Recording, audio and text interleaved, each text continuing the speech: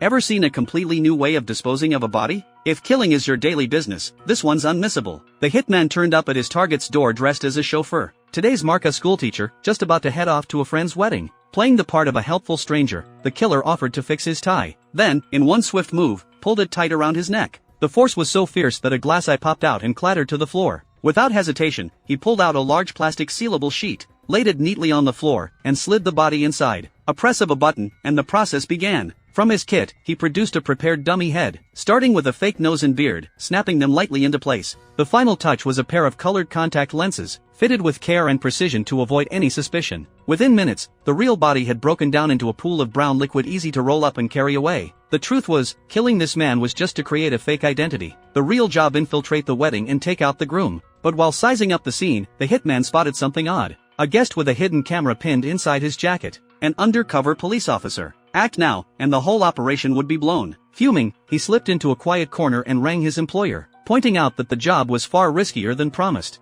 If they wanted him to carry on, they'd need to pay extra. Once the bonus was confirmed, he started plotting a new approach. Just then, a waitress came in, bending over to fish oysters from a sink. By chance, she caught sight of him on the phone, startled for a second before giving a brief greeting and leaving with the oysters. Watching her walk away, the killer's mind sparked with a fresh plan. Back at the reception, he struck up conversation with her. When she left, he quietly pocketed her table knife, and, in passing, unplugged the fridge. Few men like being watched mid-pee. The groom was no exception, especially given his size compared to others. Before he could react, the killer jabbed a syringe into his neck, injecting a fast sedative. As night began to fall, the hitman pretended to be drunk, hauling the unconscious groom towards the beach. Meanwhile, the unplugged fridge had done its work. The oysters had gone bad. The waitress was frantic when she noticed, assuming it was some childish prank. She cursed under her breath but rushed to the dock to collect fresh oysters, exactly what the killer had planned. By then, the groom was already dead. The goal now was simple: pin the murder on the waitress. The wedding carried on, but the bride was fuming. Fireworks were going off and still no sign of the groom. Guests drifted towards the beach to watch the display. The bride stormed down, ready to give the groom a piece of her mind.